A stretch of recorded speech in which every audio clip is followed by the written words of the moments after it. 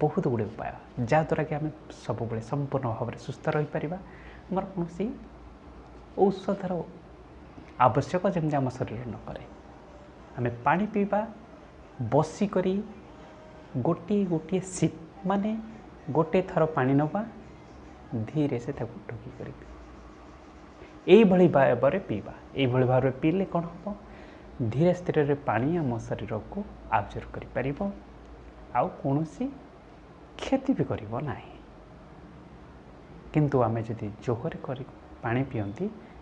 बा छिड़ा होई पानी पियंती तार भी बहुत अपकार अछि बा आमे जदि उदाहरण नबा